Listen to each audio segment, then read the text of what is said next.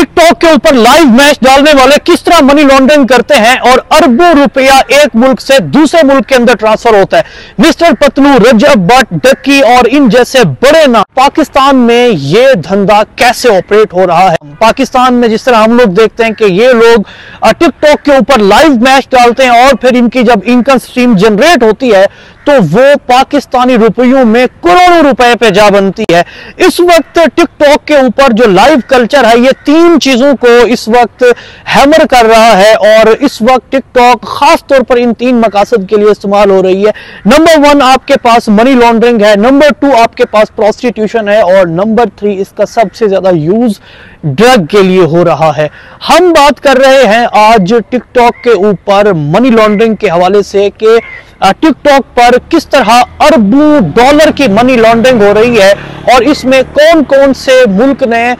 TikTok और इस जैसी एप्लीकेशन के लिए शिकंजा टाइट किया है और पाकिस्तान में ये धंधा कैसे ऑपरेट हो रहा है। इसका जरा पोस्टमार्टम करने से पहले आपको एक रेफरेंस देता चलूं कि तुर्की में 2021 के अंदर 82 अरब डॉलर की मनी लॉन्ड्रिंग हुई और वो जब 82 अरब डॉलर उस वक्त बीगो का एक कल्चर चला था, एक एप्लीकेशन के थ्रू ट्रांसफर हुए। इसी तरह शेयर दिए जाते हैं, इसी तरह जिस तरह टिकटॉक के अंदर, मैंने तो कभी नहीं देखा, अलबत्ता इस तरह सुना है कि जिस तरह टिकटॉक के अंदर गिफ्टिंग की जाती है तो इस तरह गिफ्टिंग की मद में जब तुर्की की अथॉरिटी ने यह देखा कि हमारे मुल्क से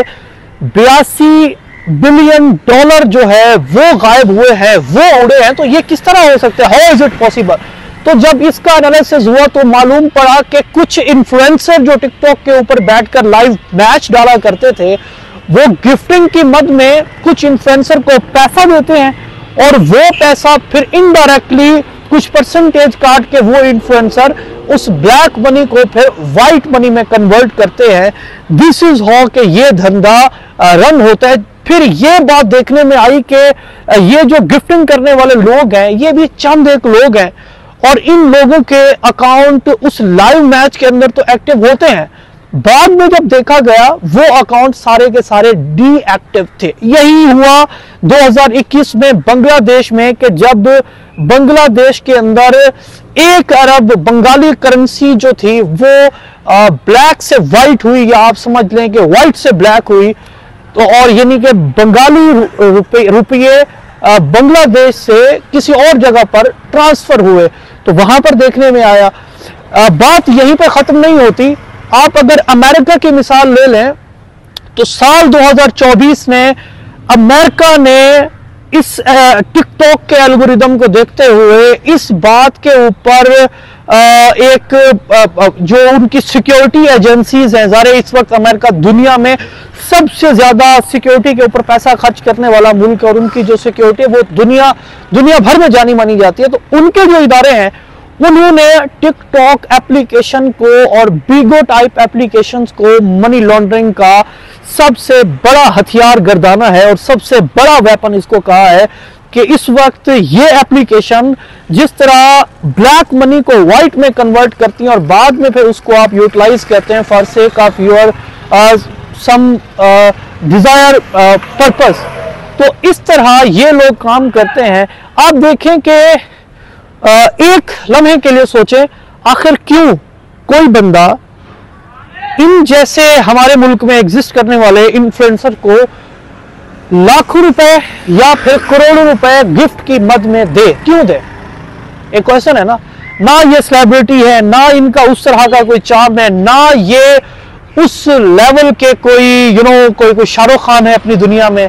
ना ये सलमान खान वाला चार्म रखते हैं। सिर्फ गालम गलोच की वजह से क्यों डकी या फिर रजब या फिर हमारे पाकिस्तान में जो और इन्फ्लुएंसर काम कर रहे हैं इनको लोग लाखों रुपए देते हैं? क्या कभी आपने सोचा है? या जिस तरह मिस्टर पतलू, इनके जब क्लिप सोशल मीडिया पर चल रहे होते हैं और इनकी गालम गलोच जब समातों से टकराती है तो खुद शर्मिंदगी होती है कि यार हम पाकिस्तान में रह रहे हो, ये लोग भी हमारे नेबर हैं, हमारे आसपास में रहने वाली मखलूक है। तो इस तरह का ये गंदा धंधा ऑपरेट होता है कि जिस पे दुनिया की दीगर एजेंसीज ने जिसके खिलाफ अपना शिकंजा टाइट किया है, बट अनफॉर्चुनेटली पाकिस्तान में ये लोग या फिर ये वाला जो टिकटॉक लाइव का कल्चर है और इससे कमाई जाने वाली जो इनकम या इससे ब्लैक एंड व्हाइट होने वाला जो धंधा है, अब तक हमारी अथॉरिटी तो यहां तक नहीं पहुंच पाई। होप सो कि बहुत जल्द इसके ऊपर भी कोई क्रैक डाउन होगा और इसका भी तिया पांचा होगा दैट व्हाट्स गोइंग ऑन, कि ये जो लाइव कल्चर है, ये जिस तरह गिफ्टिंग की जाती है, ये जो